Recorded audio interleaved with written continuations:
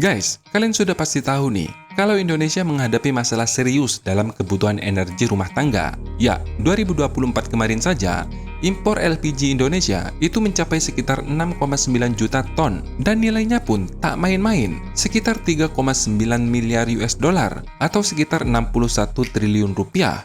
Ironisnya, ini sudah terjadi selama puluhan tahun, tepatnya sejak 2003 dan semakin parah ketika program konversi minyak tanah ke LPG diluncurkan pada tahun 2007. Tapi, tunggu dulu nih. Admin bawa informasi yang positif loh, karena kalau pemerintah kita benar-benar serius ingin lepas dari impor LPG, maka itu bukanlah mimpi di siang bolong. Dan kita juga patut berterima kasih pada Jepang, khususnya kepada Profesor Susumu Kitagawa yang telah mendedikasikan diri selama 30 tahun untuk membuat gebrakan besar yang berimbas positif bagi negara kita. Nah, gebrakan apa nih yang dilakukan oleh Profesor Susumu Kitagawa yang membawa harapan besar bagi negara kita untuk bisa lepas dari jerat impor LPG? Penasaran kan info lengkapnya?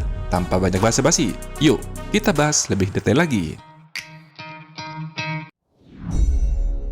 Selama bertahun-tahun nih, ada anomali yang cukup menyayat hati. Bagaimana tidak? Selama bertahun-tahun, Indonesia mengimpor LPG dari berbagai negara, mulai dari Amerika Serikat, Uni Emirat Arab, Qatar, Arab Saudi, bahkan lebih miris lagi, impor LPG dari Singapura, negara kecil yang tak punya sumber daya alam. Malu nggak tuh kita? Di sisi lain, Indonesia menjadi salah satu eksportir natural gas atau LNG terbesar di dunia. Padahal, LNG ini juga bisa digunakan untuk kebutuhan dapur. 2024 saja, ekspor LNG Indonesia mencapai 1.357 BBTUD atau Billion British Thermal Unit per day. Kalau dikonversi dalam ton, itu sekitar 9,3 juta ton LNG per tahun. Bayangkan, jika 9,3 juta ton LNG ini bisa dimanfaatkan untuk kebutuhan domestik, tentu Indonesia tidak perlu lagi nih impor LPG dari negara lain. Karena jumlah itu lebih dari cukup untuk memenuhi kebutuhan LPG di dalam negeri yang hanya sebesar 6,9 juta ton. Lebih parah lagi nih, nilai ekspor LNG kita itu lebih kecil daripada impor LPG kita. Ya, ekspor LNG kita nilainya hanya sekitar 3,8 miliar US dollar, sedangkan impor LPG kita nilainya mencapai 3,79 miliar US dollar. Padahal ya, volume ekspornya itu selisih sekitar 2,4 juta ton. Belum lagi, jika dihitung dengan uang yang dibakar untuk subsidi. Jangan salah loh, harga LPG di pasaran itu telah disubsidi oleh pemerintah sekitar 70% dari harga keekonomian atau harga aslinya. Melihat fakta ini, paradok parah kan? Kita menjual murah sumber daya alam kita ke luar negeri, tetapi membeli produk energi lain dengan harga yang lebih mahal. Lantas pertanyaannya, kenapa Indonesia tidak memanfaatkan LNG atau natural gas sebagai pengganti LPG? Jawabannya singkat tapi rumit. Indonesia sebenarnya punya potensi besar loh untuk mengganti LPG dengan LNG atau natural gas. Tapi, kendala utamanya itu di infrastruktur. Perlu diketahui, LPG merupakan campuran dari propana dan butana. Propana memiliki titik didih sekitar minus 42 derajat Celcius, sedangkan LNG yang didominasi oleh metana memiliki titik didih yang jauh lebih rendah, yaitu sekitar minus 161 derajat Celcius. Dengan kata lain, sifat alami LNG 2 hingga 3 kali lipat lebih ringan dibandingkan LPG. Akibatnya, jauh lebih sulit disimpan dalam bentuk cair. Jika dipaksakan masuk ke dalam tabung biasa, maka akan timbul masalah teknis dan sekaligus keselamatan yang serius. Resikonya, tabung bisa meledak karena tekanan yang berlebih, atau jika tidak, LNG akan langsung menguap begitu saja. Dengan kata lain nih, paradok energi tadi semata-mata bukan karena kebijakan Indonesia yang salah, tapi karena memang disebabkan oleh perbedaan sifat alami dari kedua molekul tersebut. Jadi intinya, mau tidak mau nih, kalau Indonesia memang ingin menggantikan LPG dengan LNG, maka Indonesia harus membangun infrastruktur jaringan pipa gas yang merata ke seluruh negeri. Dan disinilah problem utamanya. Pertama, jelas tantangan biaya. Data Kementerian ESDM menunjukkan saat ini baru ada sekitar 5,5 juta sambungan rumah atau sekitar 25% dari populasi Indonesia. Namun, telah membutuhkan investasi sekitar 32 miliar US dollar atau sekitar 543 triliun. Bayangkan tuh, itu baru 1/4 dari total kebutuhan nasional loh, sudah 500 triliun lebih. Belum lagi kendala teknis, seperti resiko kecelakaan, tanah yang tidak stabil, material konstruksi rumah, dan lain-lain. Kalian bisa bayangkan sendiri nih, kalau jaringan pipa gas dibangun di Kalimantan Selatan, yang hampir seminggu sekali ada kebakaran, atau di wilayah Jawa Tengah dan Jawa Barat, yang setiap beberapa bulan ada banjir, bahkan dibangun di Sumatera, yang jelas-jelas nih, sudah langganan bencana. Bahkan kalaupun dibangun di Papua, lebih parah lagi, gimana enggak? Jarak rumah satu ke rumah lain bisa belasan kilometer. Artinya, kalau dipaksakan membangun, ya lebih mahal bangun jaringan pipanya daripada gas yang dikonsumsi selama 20 tahun lebih. Itulah yang terjadi di lapangan bro, kompleks banget.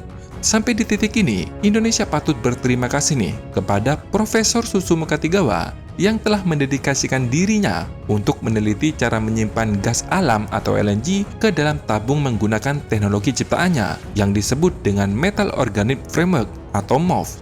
Untuk itu, atas dedikasi panjangnya nih, sejak era 90-an, Profesor Katigawa telah dianugerahi hadiah Nobel Kimia pada tahun 2025 ini bersama Richard Robson dan Umar M. Yakni. Karena MOF bukan sekedar tabung gas biasa, ia bekerja sebagai spon molekuler dengan permukaan internal yang sangat luas, berpori-pori yang berukuran nano.